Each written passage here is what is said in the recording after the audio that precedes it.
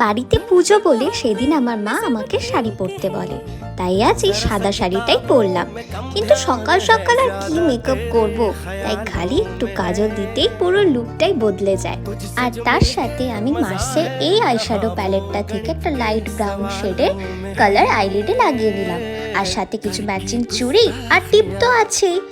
কিন্তু তাতেও লুকটা ঠিক পুরো হলো না, কি তাই না? কানটা তো খালি এখনো। আর সেই জন্যই আমি আজ পেয়ার করছি এর সাথে রেজিন আর্টের এই ইয়াররিংটা। এরকম হ্যান্ডমেড জিনিস আমার কিন্তু খুবই ভালো লাগে। আর এটা আমাকে বানিয়ে দিয়েছে রাজমা। ওর পেজটাকে আমি ট্যাগ করে দিলাম, অবশ্যই চেক করে নিও। আর তোমরাও যদি এরকম ট্রেন্ডি ফ্লোরাল রেজিন আর্টের একটা জুয়েলারি নিজেদের কালেকশনে অ্যাড করতে চাও, তাহলে এক্ষুনি অর্ডার প্লেস করে দাও। আর দুর্গাপুজো তো সামনেই, কি তাই না? তাহলে আজ চলি, কেমন লাগলো অবশ্যই জানিও। টাটা।